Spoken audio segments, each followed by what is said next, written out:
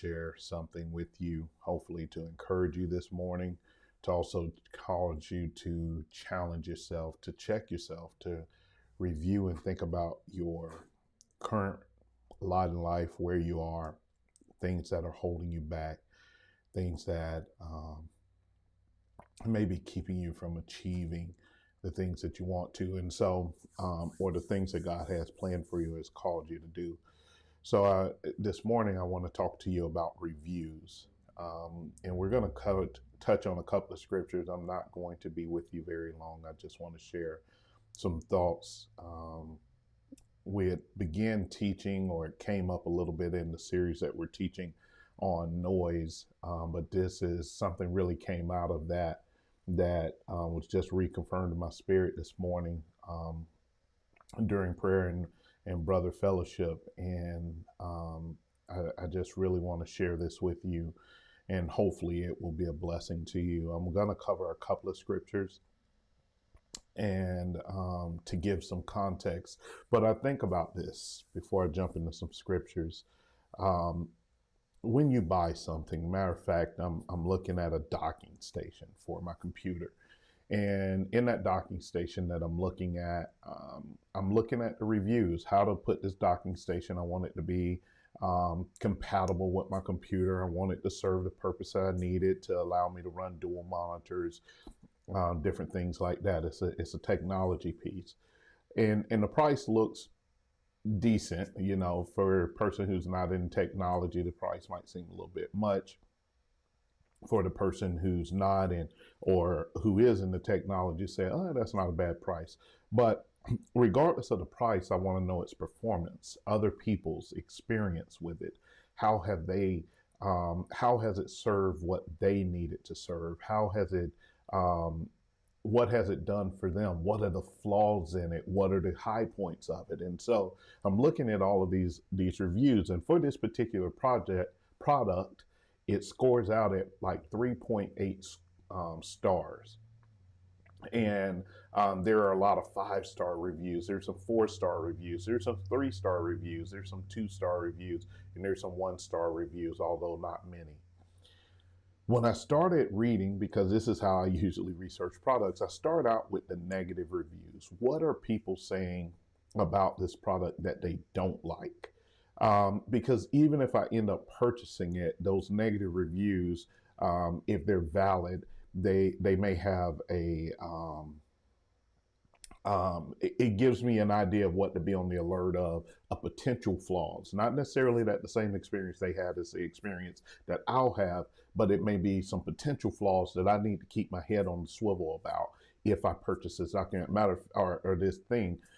Matter of fact, the capture card that I'm using right now to even bring you this video stream, to feed it into my computer, I looked at all the reviews, and one of the most prominent reviews about it, even though it didn't stop people from buying it, was that it gets hot. And so far, I've not experienced the heat. Matter of fact, this capture card costs significantly less than some other known capture card. It's an off-brand name capture card. I've never had an issue with it. Some of the issues that people had are not the same issues that I've experienced. I've experienced no issues with it. But sometimes when people give a review, it is from the context in which they use it. I don't use this capture card to play video games and stream them online to something like Twitch for 5 or 6 hours at a time. So maybe I haven't experienced the heat issues that some people say. Now, the heat issues they talk about are not heat issues that cause it to fail, but they notice that it gets hot, and they said, with that prolonged heat, it'll probably wear out. I haven't experienced those. Matter of fact, I have a capture device that is much more expensive that gets far hotter than this. But again, it's made with different quality of components, so it's probably not going to ever fail me either. But I say all that, you're like, what is this man talking about? So I read the reviews. So now I'm reading these reviews on this docking station I want to get, and it's 3.8. And there are some good reviews, there's some bad reviews, but the overwhelming majority are the positive reviews. But when you read some of the reviews, you find out, particularly if you're familiar with certain technology, you understand that the person purchased the thing and tried to use it in a way that it was not intended to use. So I can kind of disregard that review a little bit, right? So here's my point. Here's what I really am trying to get to you and to say is that there are some reviews that people are going to have about you, because the people that gave the negative review about you is based on them trying to use you in a way that you were not meant to be used. It is meant that they tried to engage with you in a way that you were not meant to be engaged with. And so now they have this negative review. And some people, unfortunately, will take that review and run with it as the gospel. And in the analogy I'm using, and not purchase, they will not encounter you, right? I've experienced that throughout my life where people have gotten a review, but they didn't come and actually look at the product up close and personal, right? That's one of the drawbacks of online. Thank you. With regard to even social media, you think about it. See, we can purchase things on Amazon, and unless we've touched and felt it or are familiar with it or purchased it before, we really only have the context of the pictures that are laid out on Amazon and what other people who have touched it and felt it and played with it say about it. But because we can't go into like a store like a Best Buy, pick it up, or a clothing store and pick it up, try it on, we really don't know what it's like until we get it in our hands, we order it, and we take that chance. Often people are viewing you and reviewing you from an online experience. They've never had any up close and personal interactions with you in order to really know. They are really viewing you virtually. They are really reviewing you based on what other people have said. And so that brings me to this. I'm going to kind of, as my friend was bringing it up this morning, it immediately triggered a few scriptures in my head. And I'm going to bring some of those scriptures up. But first, I think about Jesus Christ when he was asking for a review. Here's the thing I know about reviews in real life. So there was a product that I purchased, matter of fact, this capture card. And they said to me, they said, listen, I paid maybe $60 for it. And they said, listen, we'll give you a $20 Amazon credit for giving us a good review. And then you show us proof of your good review, and we'll send you an electronic Amazon gift card. Now, for some people, doesn't matter if this product was good or bad, they went out and gave a good review so that they could get the card. But for me, I'm not going to give you a good review if the review is going to mislead people into buying a bad product. So I played with it a few days to make sure that it did what I wanted it to do so that I could give my review an integrity. You see what I'm saying? See, there are some people who have been paid by the enemy to give a bad review. There are some people who have been paid by people who don't like you. And when I say pay, I don't mean actual money. They're getting something out of it by giving you a bad review. But likewise, there are some people who are giving people a good review because they've been paid. You understand what I'm saying? So now, Jesus is asking for a review. Where are you talking about? Well, where is Jesus asking for a review? Jesus is asking for a review when he talks to the disciples. He says, hey, who do men say I am? Jesus is asking for a review. He's saying, what are the reviews saying about me? And so the disciples start to give what the people say are the reviews. They're starting to share with Jesus the reviews about him. You see where I'm going with this? They started to share with Jesus the reviews. And then Jesus, after he was done with it, he said, see, those are people who have experienced me afar off. They've seen, they've heard, but they haven't necessarily touched and tasted and handled. Now, Jesus says, what's your review? What's your review of me? Peter steps up and gives a great review. And his review is based on his interactions, his touching, his handling of Jesus the Christ. And his review comes from the master source. He says, thou art the Christ. And Jesus says to him, no one could have given you that review except for my Father. You understand what I'm saying? See, there's let me dig in. Let me dig in. I'm gonna make a point. I'm gonna come back to that. I'm gonna make a point. Let's read the scripture, a couple of scriptures. So these are the other scriptures that kind of triggered for me as we were talking this morning. First scripture is Matthew 13, um, 53 through 58. It says, "And when Jesus had finished these parables, he went away from there, and coming to his hometown, he taught them in their synagogue, so that they were astonished and said, 'Where did this man get this wisdom and these mighty works? Is not this the carpenter's son? Is not his mother called Mary? And are not his brothers James, Joseph, and Simon, and Judas? And are not all his sisters with us?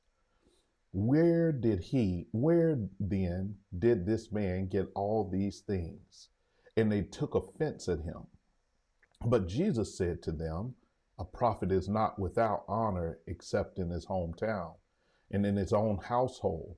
And he did not do many mighty works there because of their unbelief." So I want you to see this.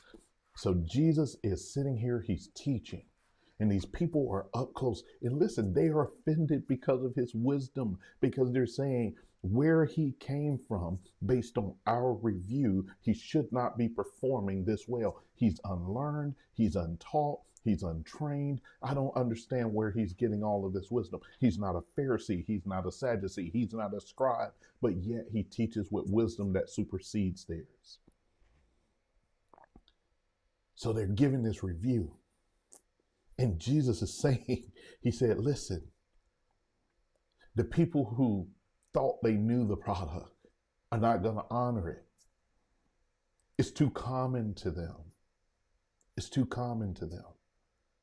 So they're giving this review. I want you to pick up and find yourself in that scripture that there's someone that is going to give a review based on where you came from and what they think you should know based on where you came from. There's some people that are going to look at you, and you may not have the degrees, you may not have the bachelor's, the master's, the doctorate, but yet your wisdom and your intellect supersedes theirs. And they're saying, isn't this the person who only has a high school diploma? Isn't this the person who only has a GED? Isn't this the person who came from the father that only had an 8th grade education? Isn't this the person? Isn't this the person? And so they're basing their review off of what they think they know. So now, this is a good part. This is the good part, right? Going back to when Jesus said, "Who do men say I am and who do I am?" And Peter gave this review that came from God. What I want to encourage you on today is to not get distracted by the reviews that people have of you that do not come from God. Oh, yes, God will give some negative reviews about you, and that's when he's chastising you. That's when he's saying his reviews that are negative about you are going to always be about how you're not aligning to what he created and called you to be. We like to call it judging. But my wife shared something with me from Erica Campbell, who got it from, I forget the lady she posted from, but talks about, we basically, to sum it up, that people don't like accountability now. We've got all these buzzwords to get people from holding us accountable. But see, when God sends a negative review, when a negative review comes, don't just automatically chalk it up as the enemy. That's so easy. That's low-hanging fruit. But God, is this your review of me? Because if it's your review of me, then I need to address it. I need to do something about it. I need to heed and see what you're saying. Because here's the last scripture that came to me, and I'm going to be out of your way. Kings, 1 Kings 10, 6 through 7. And this is Queen of Sheba coming down to visit Solomon. And she says, "And she said to the king, the report was true that I heard in my own land of your words and of your wisdom." She's giving him a review. "But I did not believe the reports until I came and my own eyes had seen it. And behold, the half was not told me. Your wisdom and prosperity surpass the report that I heard. And that is the nugget I want to leave you with today. There are some people who may be giving a negative review of you. There are some people who may be giving a positive review of you. But the half of the review, the godly review, has not been told. The half of God's review of you has not been told. You haven't even fully embraced the full of the review that God has of your life. Look at the negative reviews. That's fine. But don't let them distract you. Look for the God review and know that the half has not been told. That's all I have for you this morning. I just wanted to share that reflection with you. Listen, I want to pray for you, am praying for you, that your reviews from God will be revealed to you, that it will encourage you to walk forward in all that God has for you. Until the next time, I'm Damon Rich, Senior Teacher and Pastor of UcLiFe. God bless.